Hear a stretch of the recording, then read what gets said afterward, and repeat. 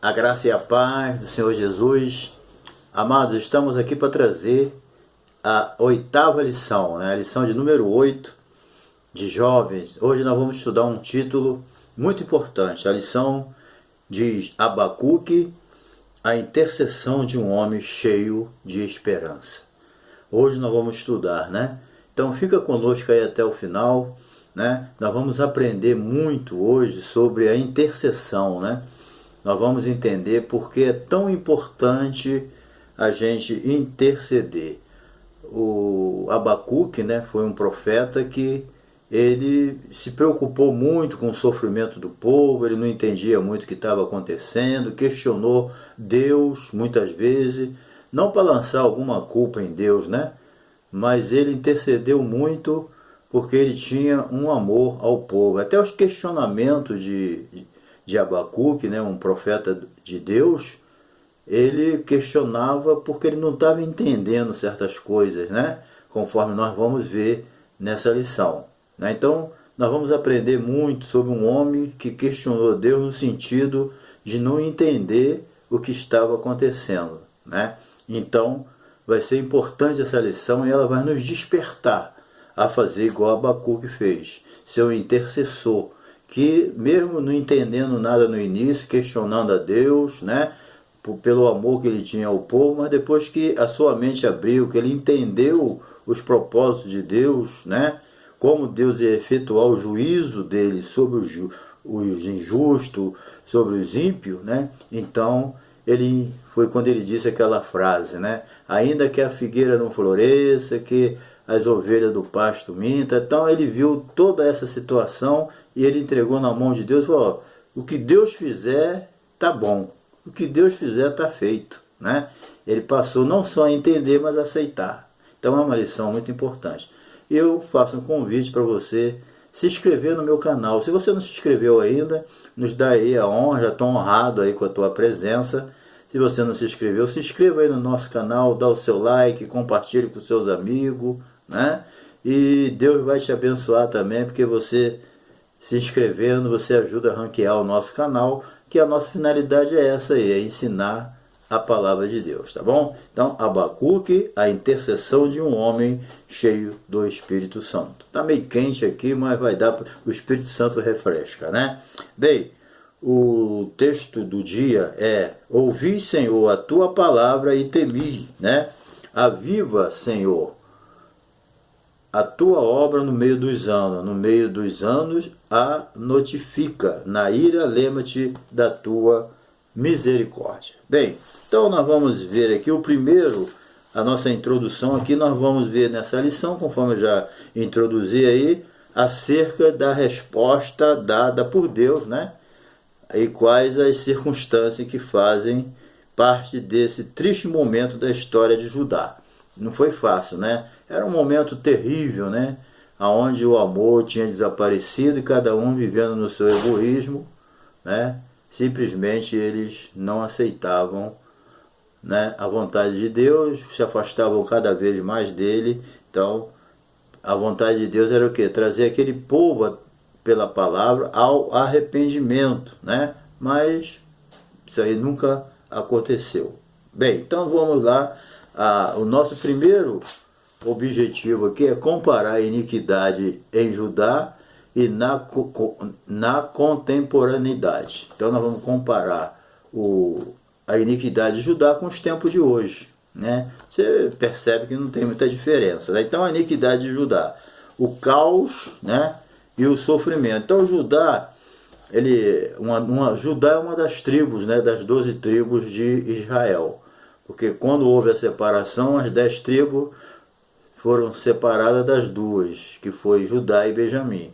Então Judá é uma das tribos que ficou com um rei, que são os descendentes aí de Davi, né? É a tribo de Judá. Então Judá estava dominado por um clima de injustiça. Por quê? Porque eles perseveravam, né, na perversidade, nas abominação, né? E na sua maioria ninguém tinha o desejo de se arrepender dos seus pecados, né, e de retornar para os caminhos do Senhor. Não havia interesse. Por mais que os profetas mostrassem o erro e mostrassem também o caminho certo que eles deviam tomar, eles não estavam mais aceitando.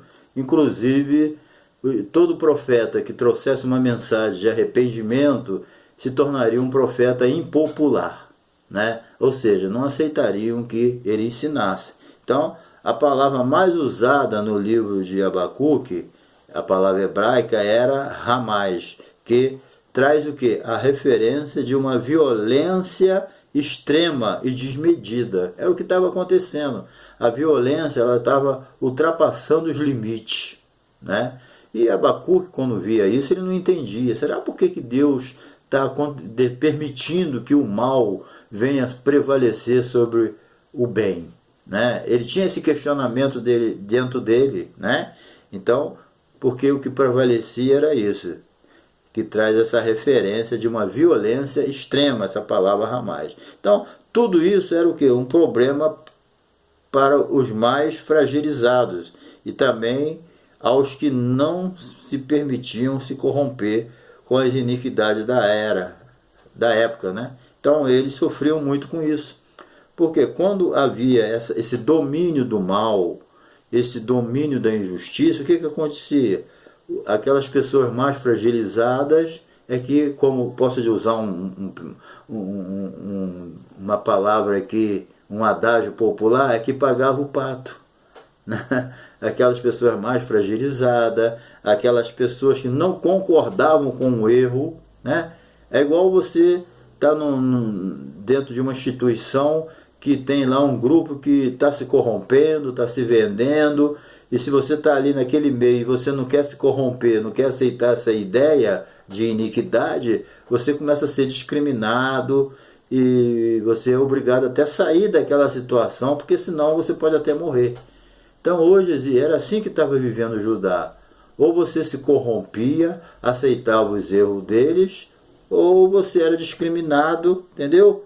Porque você seria rejeitado ali e discriminado de uma forma total. Então, quem sofria com tudo isso, quem era? Eram os mais fragilizados e aqueles que não aceitavam ser corrompidos. É a mesma coisa de hoje, né? Não tem comparação.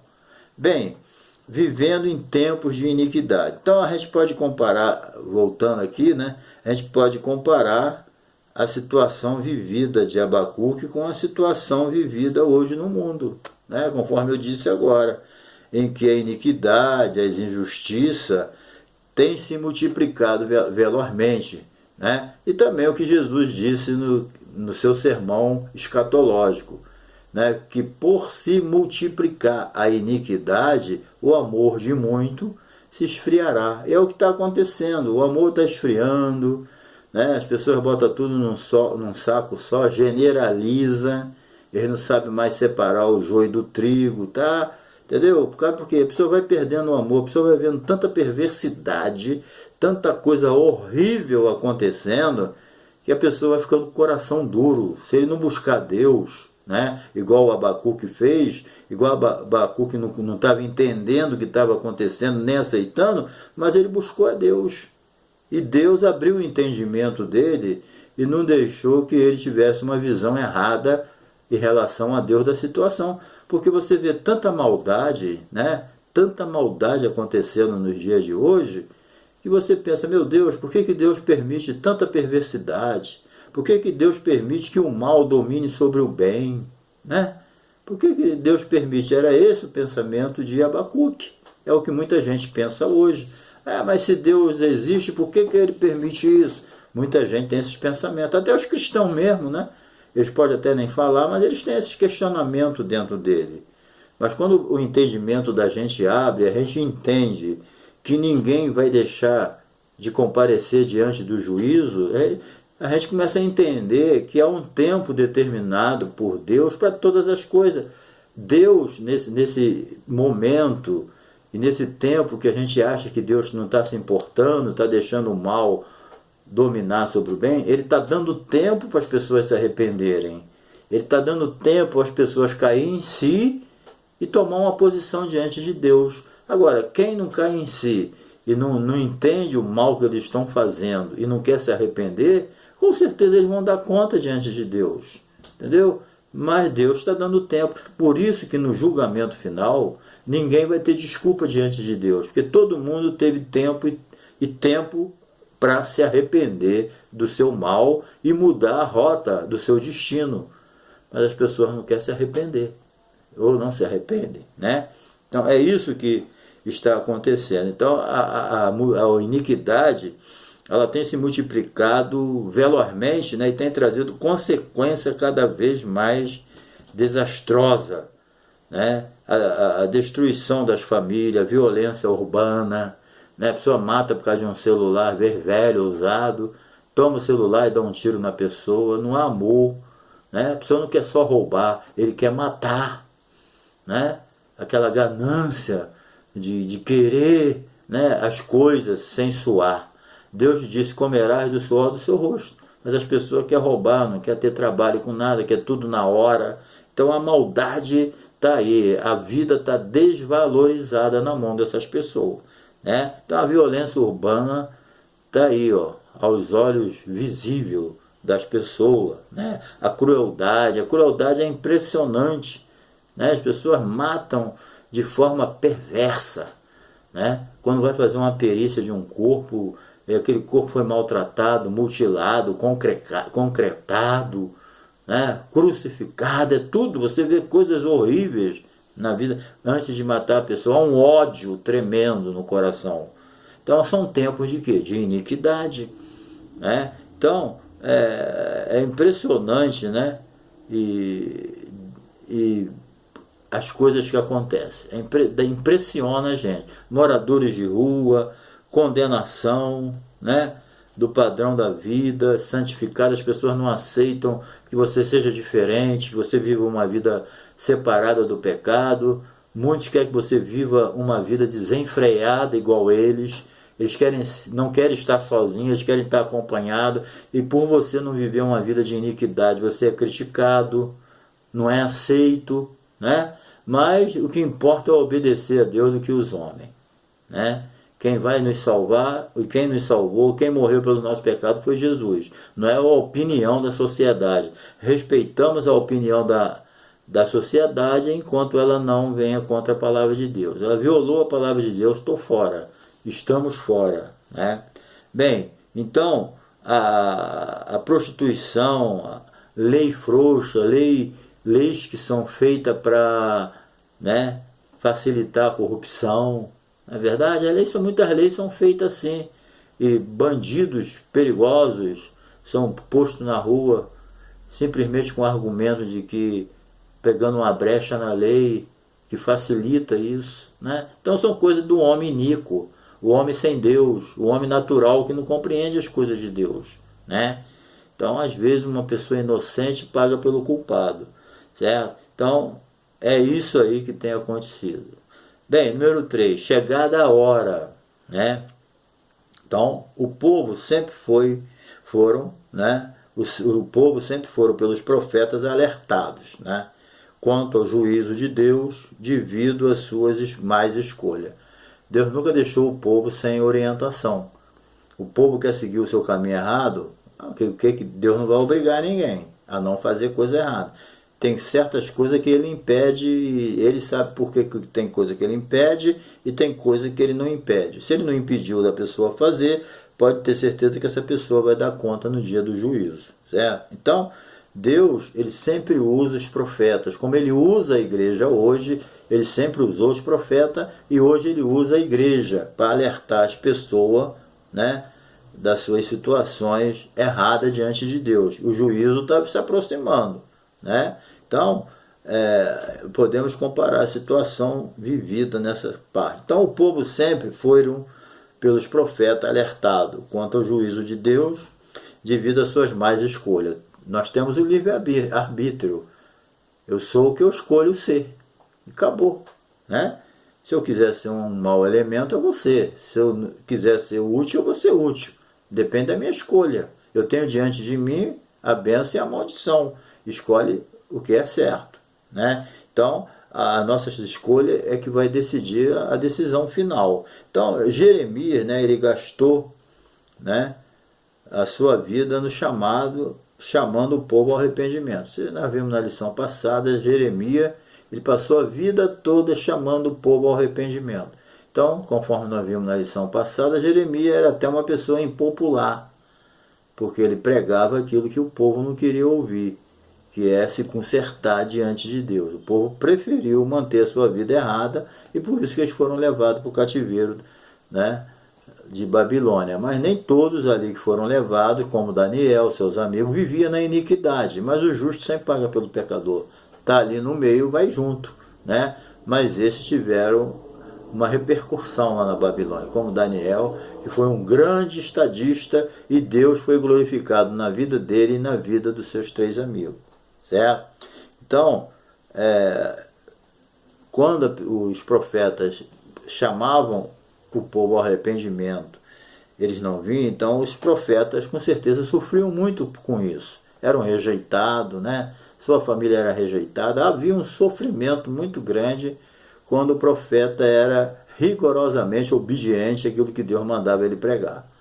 E esses profetas de Deus, como Isaías, Jeremias, Daniel, né, Abacuque, eles pregavam a verdade, eles não omitiam nada, e por isso eles eram impopulares, né? Eles não eram vistos com bons olhos, porque eles sempre apontavam o pecado e mostravam o caminho para a solução, para o caminho da paz, que é Deus. Então, Abacuque, ele também questionava a Deus. Por quê? Porque ele via o sofrimento do justo.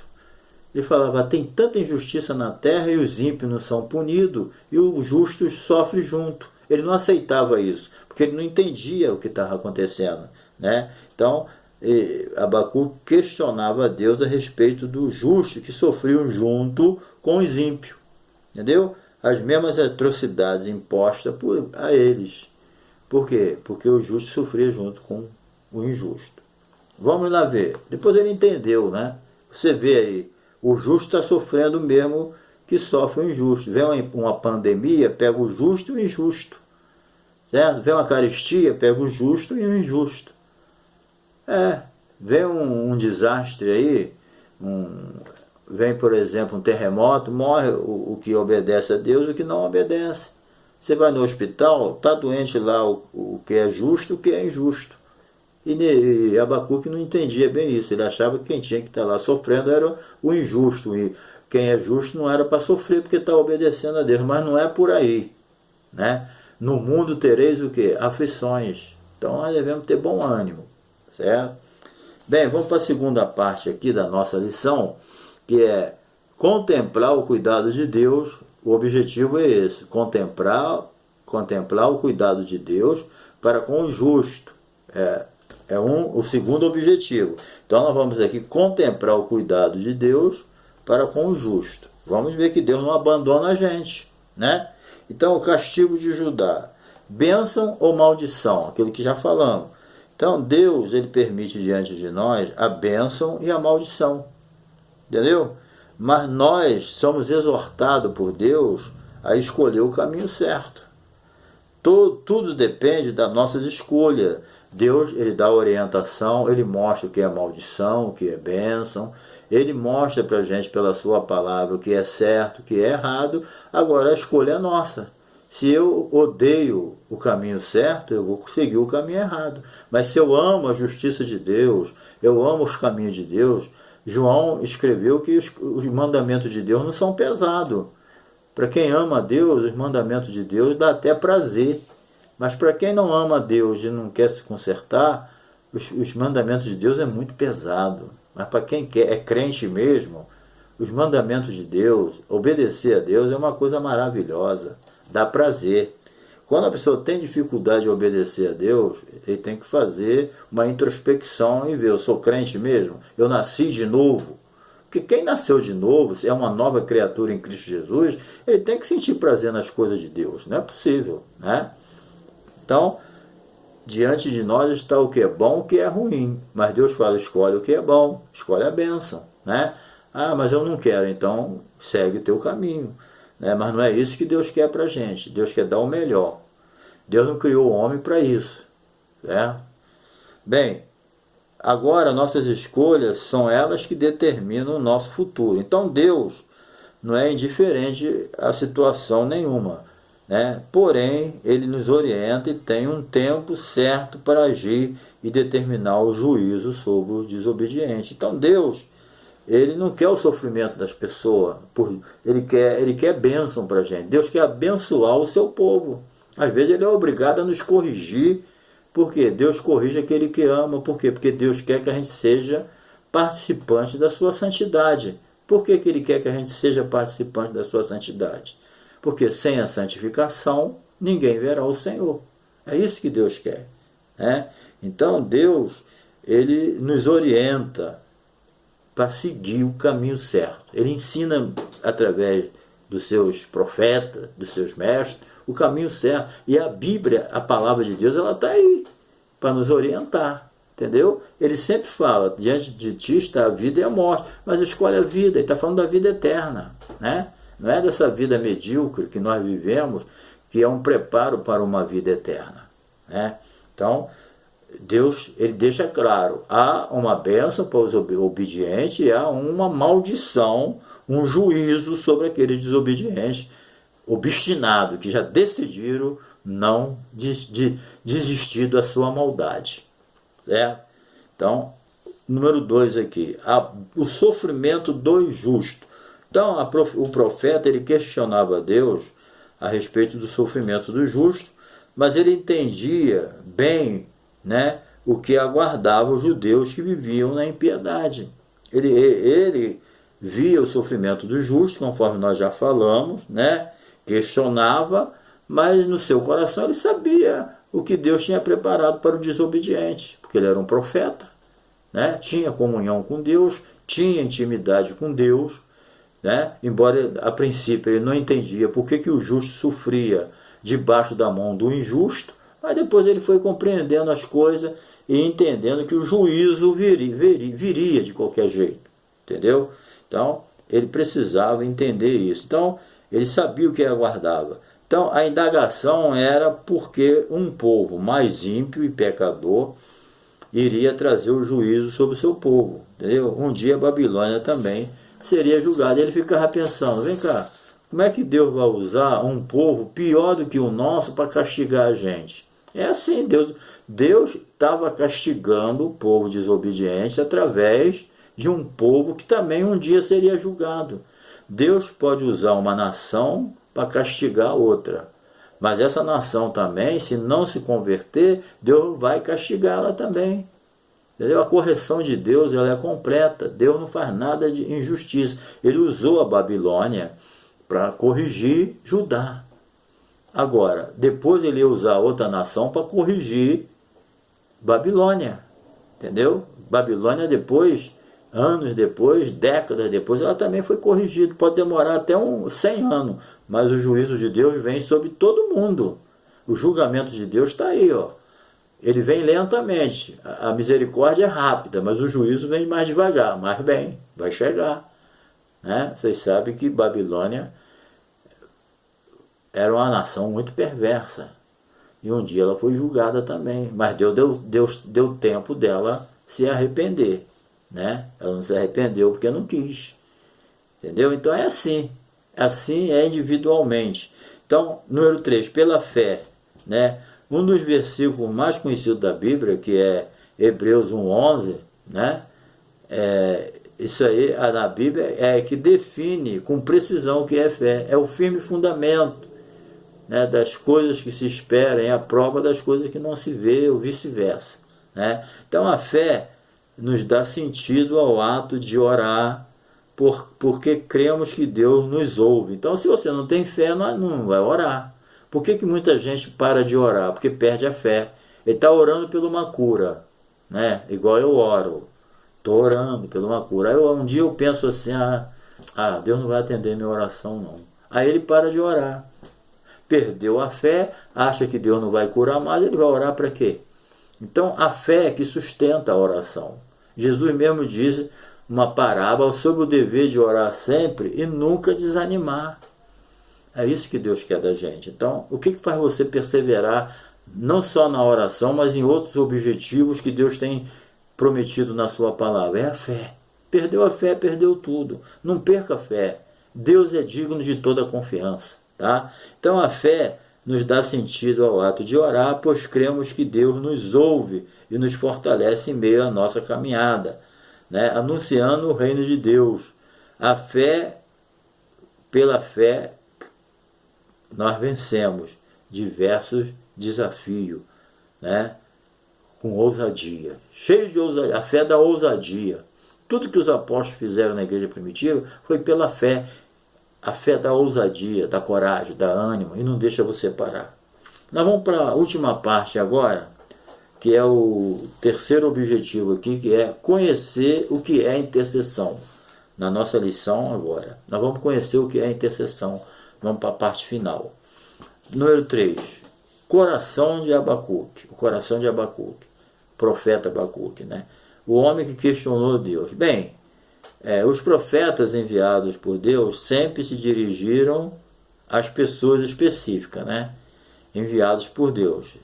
Vai e prega para eles. Era assim que os profetas se dirigiam às pessoas específicas e a todo o povo, né? Porém, com Abacuque foi diferente, certo? Ele se dirigiu a Deus no questionamento, né, de exceção, com exceção de Moisés, que também se dirigiu a Deus nessa parte. Então, está certo que Abacuque pregou para as pessoas, mas ele se dirigiu a Deus fazendo aquele questionamento, porque ele amava o povo. Não é que Jeremias, Abacuque, aliás, vivia questionando Deus por que isso. Não, é porque ele ficava assim pensando, por que Deus deixa esse povo sofrer tanto? Ele amava o povo. Esse era o problema. Abacuque, ele não tinha ainda o seu entendimento aberto para entender como Deus age. Então ele ficava pensando, por que Deus deixa o povo que está vivendo corretamente sofrer tanto na mão dessas pessoas injustas, cruel, egoísta? Por que Deus deixa esse povo sofrer tanto na mão desse povo ruim? Ele não entendia isso. Ele, não, Deus, tu não pode deixar. Mas o seu entendimento foi abrindo e ele foi entendendo, né? Então ele voltou, ele passou daquele questionamento para a intercessão. Quando o seu entendimento abriu, ao invés de ele ficar perguntando a Deus por que isso, por que aquilo, ele entrou na brecha. É isso que a gente tem que fazer. Ao invés de a gente ficar questionando Deus, Senhor, por que tu permite isso? Porque isso aí não cabe a nós. Nós temos que interceder. A Bíblia diz de você orar pelas pessoas. As epístolas de Paulo, né, os evangelhos, eles mostram o poder da intercessão. Então nós temos que entender que a intercessão é uma parte muito importante da oração. É você se colocar na brecha a favor de alguém especificamente, a favor da sua família, a favor de uma cidade. É assim, nós temos que cair de joelho a favor de alguém. Isso que é a intercessão. E com fé, né? Não é você que vai mudar a pessoa, quem vai mudar é Deus. Não é você que vai mudar a situação de uma cidade, de uma família. É Deus. Você vai orar confiando em Deus, não em você. Isso que é intercessão, né? Moisés fez isso também. Deus ia matar o povo, né? Deus falou, olha, eu vou fazer um povo através de você mais poderoso. Moisés entrou na brecha e falou, não, Senhor, não faça isso. O teu nome está em jogo. Depois o povo vai dizer que tu tirou o povo do Egito e não teve força para levar para a outra cidade, para lá para Canaã, e matou. Entendeu? Deus aceitou o argumento de Moisés, Moisés intercedeu pelo povo. Moisés não se envaideceu de Deus levantar através dele um povo mais forte. Moisés entendeu que aquele povo era de Deus, um povo ruim, mas é o povo que Deus escolheu. Entendeu? Então ele intercedeu pelo povo também, Abacuque também. Entendeu?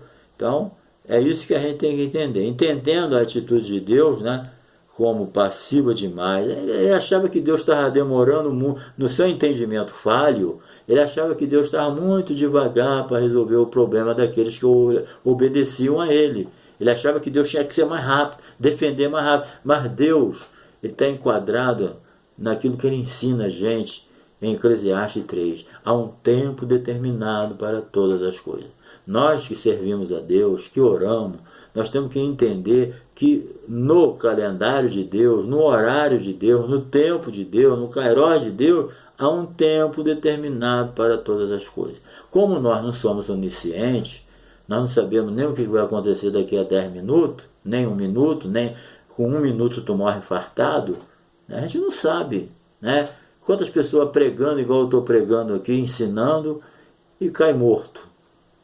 A gente não sabe, mas Deus sabe. Então nós não temos que ficar questionando Deus por quê, nem por nada disso. Nós temos que aceitar o tempo de Deus e se colocar na brecha e interceder por quem Deus colocar no nosso coração. Então esse questionamento de Abacuque, assim como o de Moisés, foi originado em uma relação profunda de intimidade que eles tinham com Deus. Por que Moisés entrou naquela brecha ali?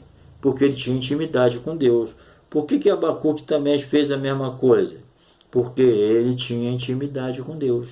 Entendeu? Quem não tem intimidade com Deus só vai ficar no blá blá blá, mas nunca vai orar e buscar o Senhor a favor de alguém. Só vai questionar. Mas esses homens, eles, juntamente com o questionamento, quando eles entendiam, eles entravam na brecha e iam orar e aceitavam a vontade de Deus. Entendeu? Bem, número 2, o poder da intercessão. Então, a intimidade com Deus transforma o questionamento em intercessão. Entendeu?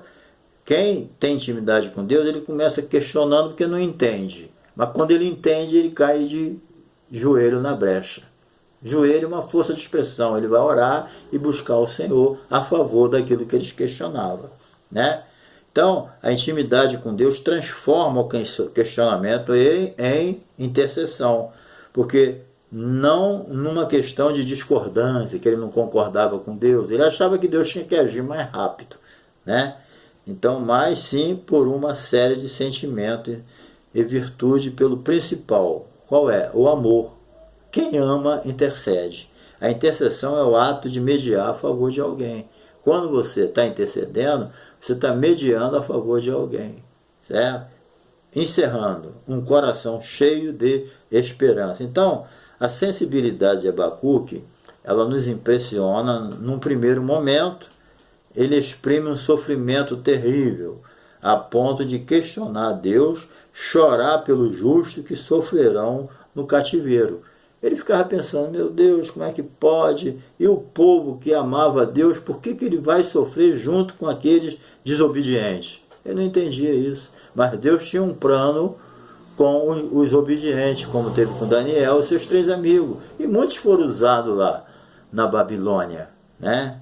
Então, ele entendeu isso depois, certo? Então, não questiona Deus, que não adianta. Aceita o que Deus está fazendo e vai orar, né? Vai orar. Então, é isso que ele fez. Ele chorou, a Bíblia diz que ele exprime um sentimento, terrível a ponto de questionar a Deus, chorar pelos justos que sofrerão no cativeiro. Então, Deus mostra que pela fé todos poderão ser vencedor, certo? E tudo pode ser vencido. Então, triunfando, Abacuque, com essa mensagem de fé e esperança, estava pronto, né, para um novo tempo de fé e esperança. Entendeu? Depois dessas lições aqui, ele aprendeu como ele deveria se comportar, né? Ele estava preparado para a esperança, porque depois do tempo determinado por Deus, aquele povo voltaria para sua terra e reconstruiria o templo de novo, e foi bênção pura. Há uma nova esperança na nossa vida, né? Então é isso que a gente precisa entender da parte de Deus, certo? Então, que Deus te abençoe, que você possa entender que a intercessão, querendo ou não, é a coisa mais importante na vida de um crente. Interceda pelo teu povo, interceda pela sua situação. Faça igual a Abacuque. Você pode não estar entendendo nada no momento, mas não esquenta não. Deus sabe o que faz. Interceda pela tua vida, pela vida da sua esposa, dos seus filhos, pela sua família, pelos seus parentes, pelos seus vizinhos. Interceda pela sua igreja, pela sua cidade. Interceda pelas autoridades, entendeu? Pelo presidente, pelos governadores, pelo Congresso, pelo Supremo. Vamos interceder. Deus, ele penetra onde a tua oração penetra. Aonde a tua oração entra, Deus entra junto, tá? E ele entra para resolver. Então, vale a pena interceder. Então, que Deus te abençoe Te espero na próxima lição e que Deus te abençoe. E não se esqueça de se inscrever no meu canal. Não se esqueça de dar o seu like, de tocar no sininho para receber novos vídeos, tá bom? Deus te abençoe em nome de Jesus.